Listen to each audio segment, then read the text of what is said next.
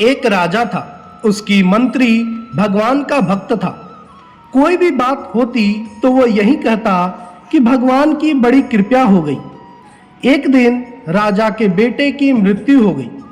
मृत्यु का समाचार सुनते ही मंत्री बोल उठा, भगवान की बड़ी कृपा हो गई। यह बात राजा को बहुत बुरी लगी, पर वह चुप रहा। कुछ दिनों बाद राजा की पत्नी की भी मृत्यु हो गई। मंत्री ने कहा, भगवान की बड़ी कृपा हो गई। इस बार भी राजा को गुस्सा आया, मगर चुप रहे। एक दिन राजा के पास एक नई तलवार बनकर आई। राजा तलवार की धार की जांच कर रहे थे कि उनकी उंगली कट गई।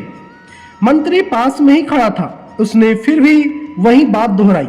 अब राजा के भीतर जमा गुस्सा बाहर निकला और उसने तुरंत मंत्री को राज्य से बाहर निकल जाने का आदेश दिया और कहा कि मेरे राज्य में अन्न जल ग्रहण मत करना।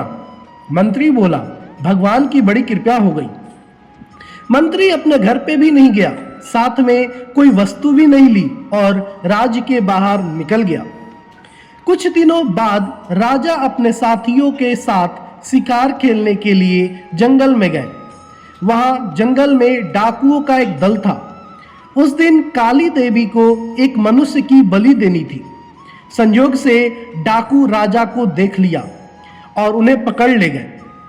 बलि देने से पहले डाकुओं के पुरोहित ने राजा से पूछा, तुम्हारा बेटा जीवित है? राजा बोला, नहीं, वो मर गया। पुरोहित ने कहा कि इसका तो हृदय जला हुआ है। पुरोहित ने फिर पूछा, तुम्हारी पत्नी जीवित है? राजा बोला, वह भी मर चुकी है। पुरोहित ने कहा कि यह तो आधे अंग का है, अतः बलि योग्य नहीं है, परंतु हो सकता है कि यह मरने के भय से झूठ बोल रहा हो। पुरोहित ने राजा के शरीर जांच की तो देखा कि उसकी एक उंगली कटी हुई है। पुरोहित बोला, अरे इसका तो अंग भंग है, बलि के योग्य नहीं है, अतः इसे छोड़ दो। इस तरह डाकुओं ने राजा को छोड़ दिया।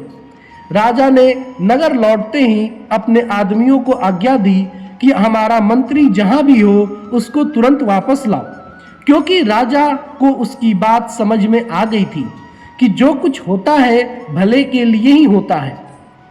आपको ये कहानी कैसी लगी कृपया कमेंट बॉक्स में जरूर बताएं और अगर आप चैनल पर नए हैं तो चैनल को सब्सक्राइब करके बेल आइकन को दबा दें। धन्यवाद दोस्तों।